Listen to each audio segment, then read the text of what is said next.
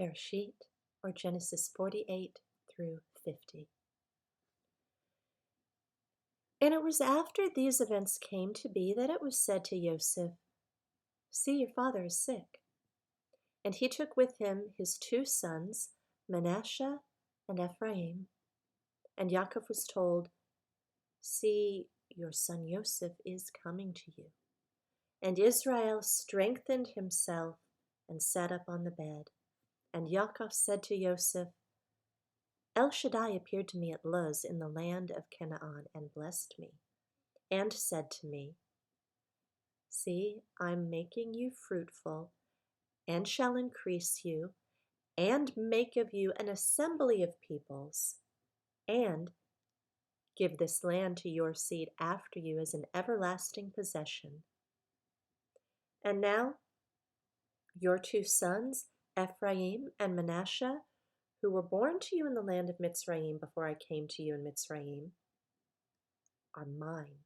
As Reuben and Shimon, they are mine. Your offspring, whom you shall bring forth after them, are yours, and let them be called by the name of their brothers in their inheritance. And I, when I came from Padan, Rahel died beside me in the land of Canaan on the way, when there was but a little distance to go to Ephrath. And I buried her there on the way to Ephrath, that is, Bethlehem. And Israel saw Joseph's sons and said, 'Who are these?' And Joseph said to his father, 'They are my sons, whom Elohim has given me in this place.' And he said, 'Please bring them to me and let me bless them.' And the eyes of Israel were dim with age, and he was unable to see. And he drew them near him, and he kissed them and embraced them. And Israel said to Yoseph, 'I had not thought to see your face, but see, Elohim has also shown me your seed.' So Yoseph brought them from between his knees, and he bowed down with his face to the earth. And Yoseph took them both, Ephraim on his right, toward Israel's left hand, and Manasseh on his left hand, toward Israel's right hand. And he brought them near him. And Israel stretched out his right hand and laid it on Ephraim's head, who was the younger, and his left hand on Manasseh's head, consciously directing his hands, for Manasseh was the firstborn. And he blessed Joseph and said, 'The Elohim before whom my fathers Abraham and Yitzhak walked, the Elohim who has fed me all my life long to this day, the messenger who has redeemed me from all evil, bless the youths. And let my name be called upon them, and the name of my fathers Abraham and Yitzhak, and let them increase to a multitude in the midst of the earth.' And when Yoseph saw that his father laid his right hand on the head of Ephraim, it was evil in his eyes, and he took hold of his father's hand to remove it from the head of Ephraim to put it on the head of Manasseh.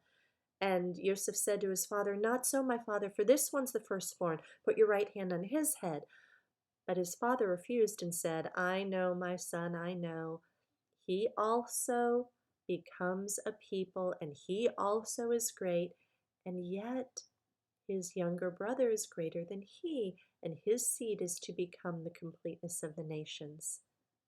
And he blessed them on that day, saying, 'In you Yisra-el shall bless, saying, Elohim make you as Ephraim and as Manasseh.' Thus he put Ephraim before Manasseh. And Israel said to Yoseph, 'See, I'm dying, but Elohim shall be with you and bring you back to the land of your fathers. And I have given you one portion above your brothers, which I took from the hand of the Amorite with my sword and with my bow.'" Genesis 49. And Yaakov called his sons and said, "Gather together, so I declare to you what is to befall you in the last days. Gather together and hear, you sons of Yaakov, and listen to Yisra-el, your father. Reuben, you are my firstborn, my power, and the beginning of my strength, the excellency of exaltation and the excellency of power. Boiling like water, you do not excel because you went up to your father's bed, then you defiled it. He went up to my couch. Shimon and Levi are brothers. Their weapons are implements of violence. Let my being not enter their council. Let my esteem not be united to their assembly, because they killed a man in their displeasure, and they lamed an ox in pleasure. Cursed be their displeasure, for it is fierce, and their wrath, for it is cruel. I divide them in Yaakov and scatter them in Yisra-el. You, Yehuda, your brothers praise you. Your hand is on the neck of your enemies. Your father's children bow down before you. Yehuda is a lion's club. From the prey you have gone up, my son. He bowed down, he crouched like a lion, and like a lion who does rouse him. The scepter shall not turn aside from Yehuda, nor an inscriber from between his feet, until Shiloh comes, and to him is the obedience of the peoples. Binding his donkey to the vine, and his donkey's colt to the choice vine, he washed his garments in wine, and his robes in the blood of grapes. His eyes are darker than wine, and his teeth whiter than milk.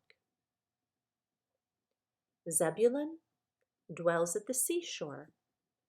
He is for a haven for ships, and his border is unto Sidon. Issachar is a strong donkey lying down between two burdens, and he saw that her resting place was good, and that the land was pleasant, and he inclined his shoulder to bear a burden, and became a subject to slave labor. Dan rightly rules his people as one of the tribes of Israel. Dan is a serpent by the way, an adder by the path, that bites the horse's heels so that its rider falls backwards. I have waited for your deliverance, Yehovah. Gad. A raiding band raids him, but he raids its heels. Asher. Bread from Asher is rich, and he gives delicacies of a sovereign. Naphtali is a deer let loose. He gives words of elegance. Yoseph is an offshoot of a fruit-bearing tree, an offshoot of a fruit-bearing tree by a fountain. His branches run over a wall. And the archers have bitterly grieved him, shot at him, and hated him. But his bow remained in strength, and the arms of his hands were made strong by the hands of the mighty one of Yaakov. From there is the shepherd, the stone of Israel. From the El of your Father who helps you, and by the Almighty who blesses you with the blessings of heavens from above, blessings of the deep that lie beneath, blessings of the breasts and of the womb. The blessings of your father have excelled the blessings of my ancestors, up to the limit of the everlasting hills. They are on the head of Yoseph, and on the crown of the head of him who is separated from his brothers. Benjamin is a wolf that tears. In the morning he eats prey, and at night he divides the spoils. All these are the 12 tribes of Israel, and this is what their father spoke to them. And he blessed them, he blessed each one according to his own blessing. And he commanded them and said to them, I am to be gathered to my people. Bury me with my fathers in the cave that is in the field of Ephron the Hittite. In the cave that is in the field of Machpelah, which is before Mamre, in the land of Canaan, which Abraham bought with the field of Ephron the Hittite as a possession for a burial site. There they buried Abraham and Sarah his wife. There they buried Yitzhak and Ribkah his wife. And there I buried Leah. The field is purchased, the cave which is in it also, from the sons of Heth.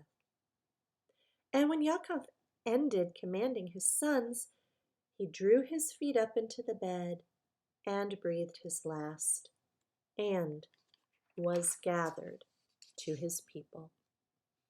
Genesis 50. And Yoseph fell on his father's face and wept over him and kissed him. And Yoseph commanded his servants and the physicians to embalm his father. So the physicians embalmed Yisra-el. And 40 days were completed for him, for so are completed the days of embalming. And the Mitzrites wept for him 70 days. And when the days of weeping for him were past, Joseph spoke to the household of Pharaoh, saying, If now I've found favor in your eyes, please speak in the hearing of Pharaoh, saying, My father made me swear, saying, See, I'm dying. Bury me in the burial site which I dug for myself in the land of Canaan. And now please let me go up and bury my father in return. And Pharaoh said, Go up and bury your father as he made you swear. And Yoseph went up to bury his father. And with him went up all the servants of Pharaoh, the elders of his house, and all the elders of the land of Mitzrayim, and all the house of Yoseph, and his brothers, and his father's house. Only the little ones, their flocks, and their herds they left in the land of Goshen. And there they went up with him, both chariots and horsemen, and it was a very great company. And they came to the threshing floor of Atad, which is beyond the Jordan. And they lamented there with a great and very heavy lamentation. And he performed 7 days of mourning for his father. And when the inhabitants of the land, the Canaanites, saw the mourning at the threshing floor of Atad, they said, This is a grievous mourning for the Mitzrites. That is why its name was called Abel Mitzrayim, which is beyond the Jordan. And his sons did to him as he had commanded them. For his sons brought him to the land of Canaan and buried him in the cave of the field of Machpelah before Mamre, which Abraham bought with the field from Ephron the Hittite as property for a burial site. And after he had buried his father, Yoseph returned to Mitzrayim, he and his brothers, and all who went up with him to bury his father. And when Joseph's brothers saw that their father was dead, they said, What if Yoseph hates us and pays us back for all the evil that we did to him? And they sent word to Yoseph, saying, Before your father died, he commanded, saying, This is what you're saying to Yoseph. I beg you, Yoseph, please forgive the transgression of your brothers and their sin, for they did evil to you. And now, please forgive the transgression of the servants of the Elohim of your father. And Yoseph wept when they spoke to him. And his brothers also went and fell down before his face, and they said, See, we are your servants. And Yoseph said to them, Do not fear, for am I in the place of Elohim? And you intended evil against me, but Elohim intended it for good, in order to do it as it is to this day, to keep a great many people alive. And now do not fear. I provide for you and your little ones. So Yoseph comforted them and spoke kindly to them. And Yoseph dwelt in Mitzrayim, he and his father's household, and Yoseph lived 110 years. And Yoseph saw Ephraim's children to the third generation. The children of Machir, the son of Manasseh, were also born on Joseph's knees. And Joseph said to his brothers, I am dying, but Elohim shall certainly visit you and bring you out of this land to the land of which he swore to Abraham, to Yitzhak, and to Yaakov. And Yoseph made the children of Israel swear, saying, Elohim shall certainly visit you, and you shall bring up my bones from here. And Yoseph died, being 110 years old. And they embalmed him, and he was placed in a coffin in Mitzrayim. And this ends the reading of Bereshit, Genesis.